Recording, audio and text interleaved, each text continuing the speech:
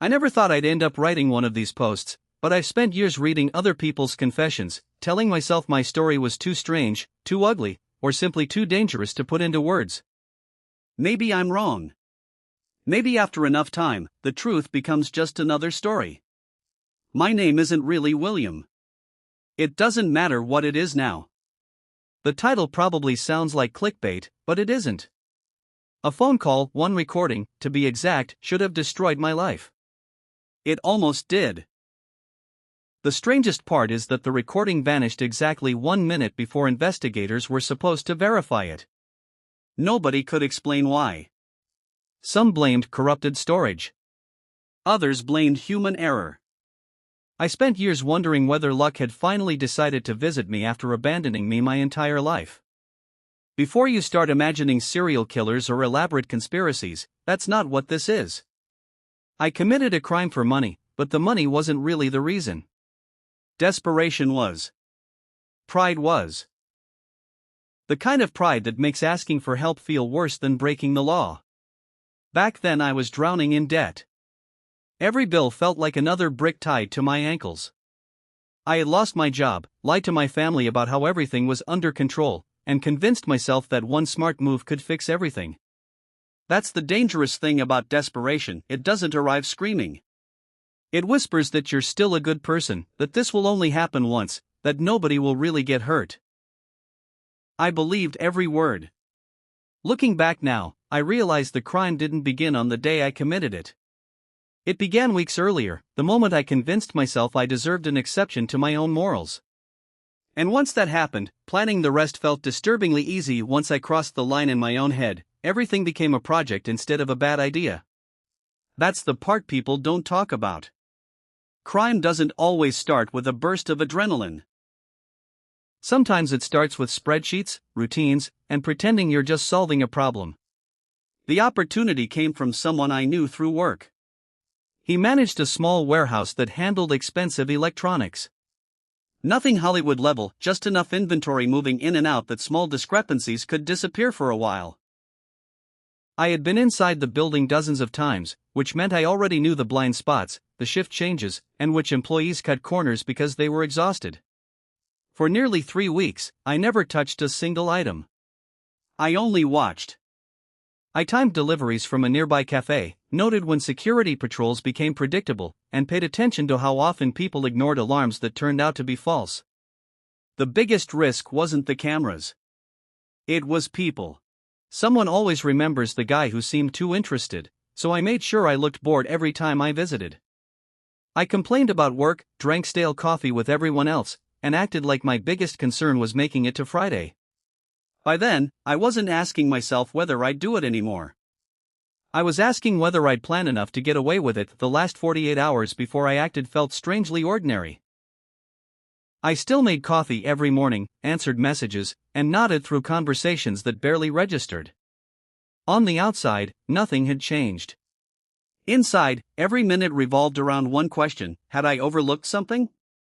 I went over the plan repeatedly, not because it was complicated, but because simple plans leave fewer cracks.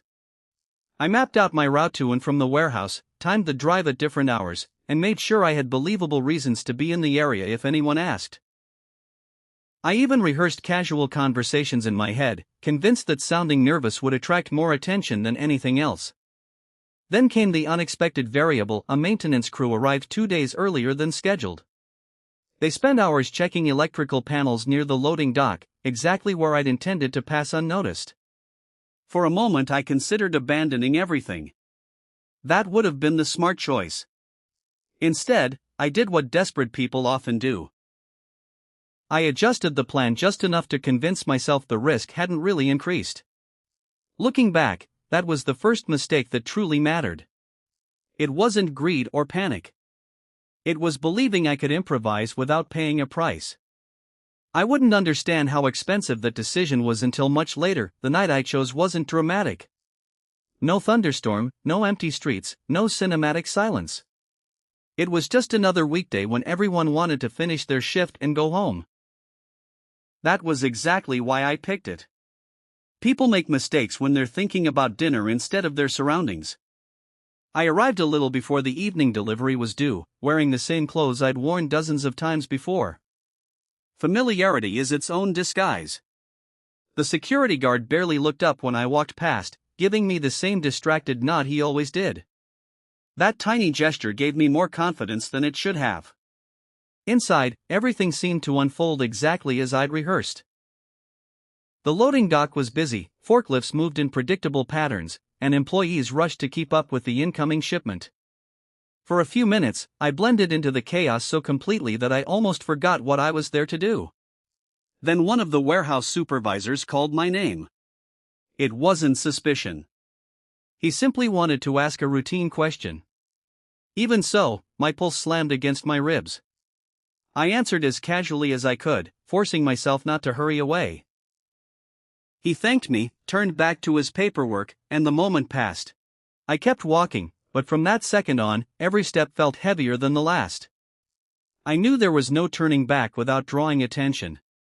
The plan was in motion, whether I was ready or not. The storage section was louder than usual. Pallets scraped across the concrete floor, barcode scanners chirped every few seconds, and people shouted inventory numbers over the noise.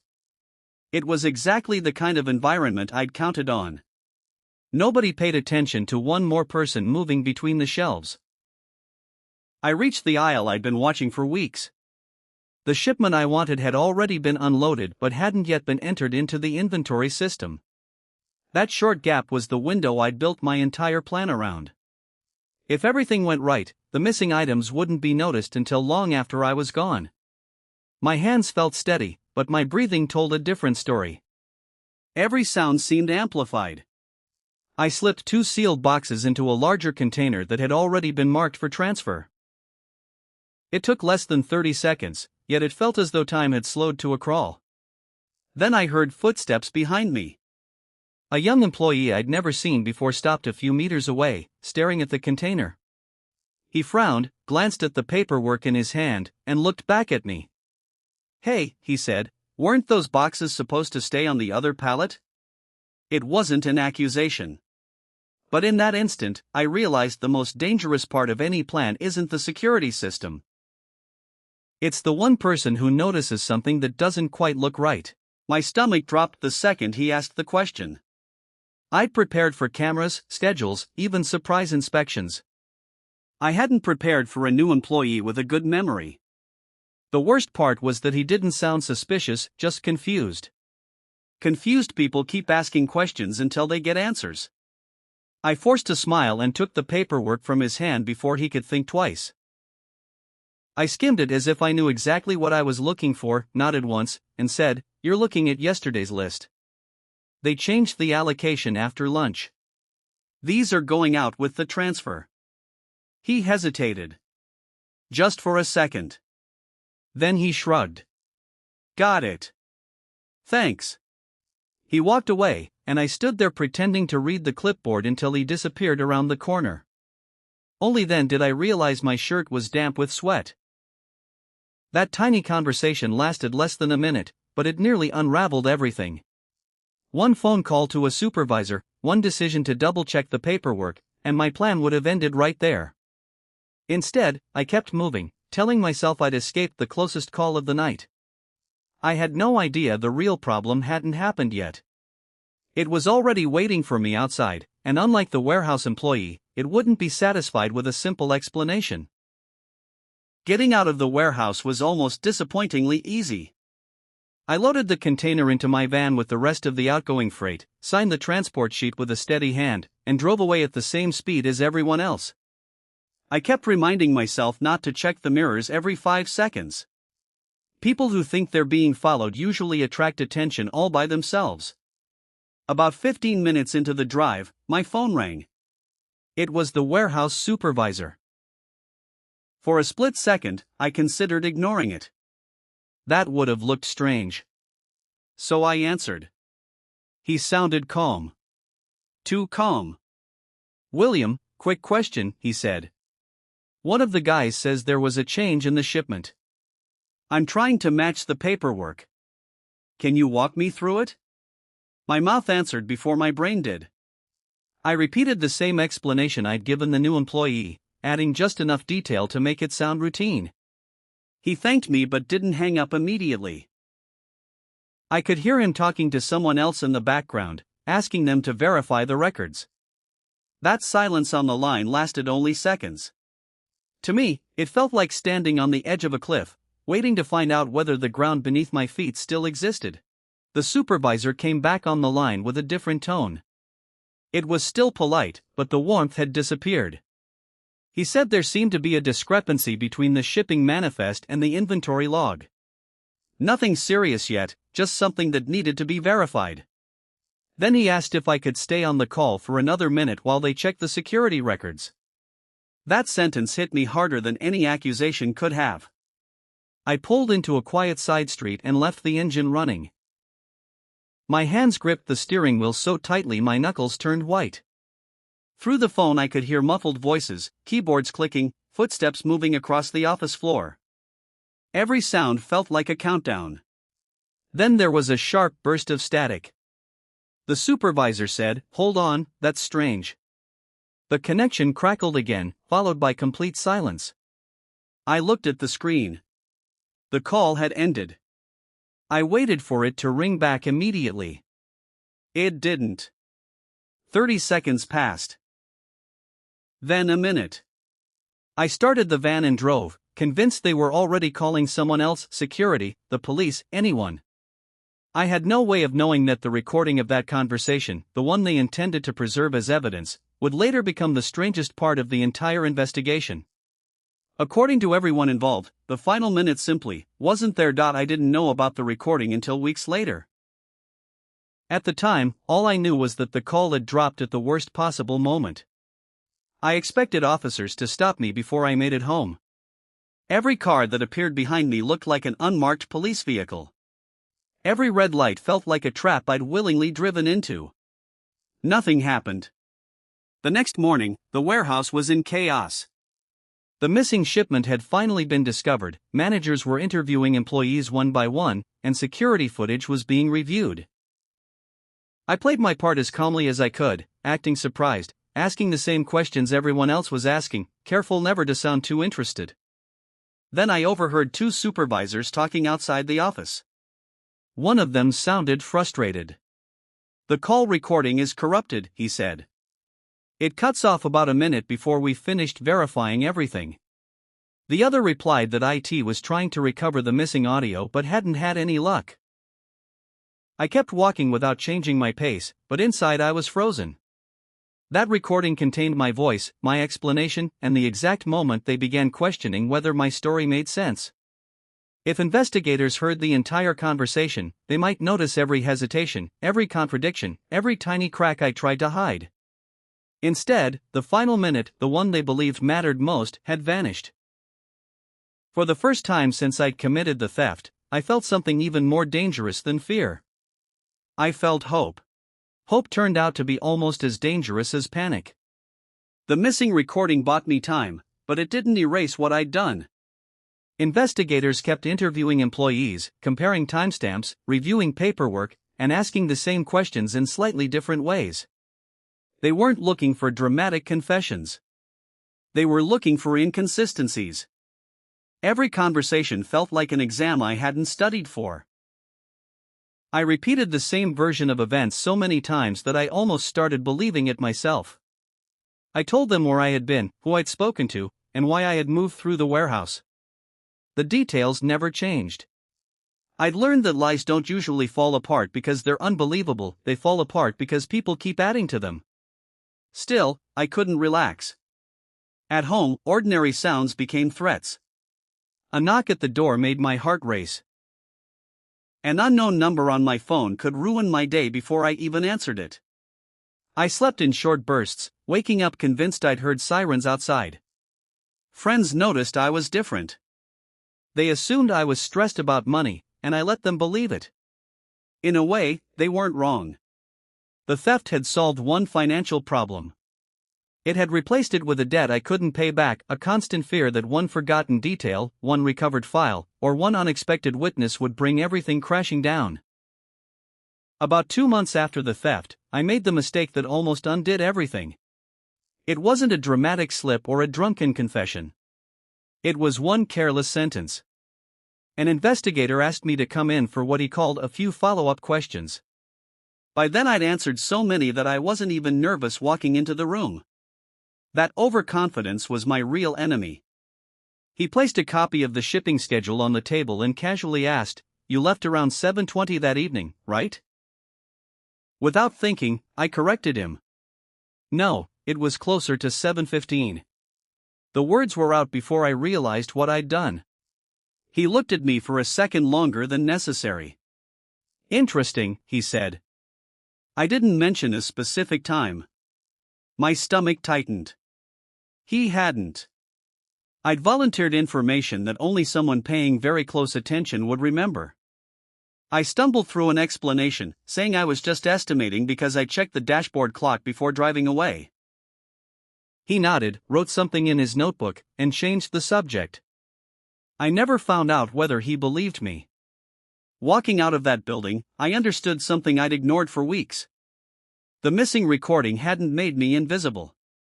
It had only delayed the moment when my own memory might betray me. Sometimes the most dangerous witness isn't another person. It's yourself. After that interview, I was convinced an arrest was only days away.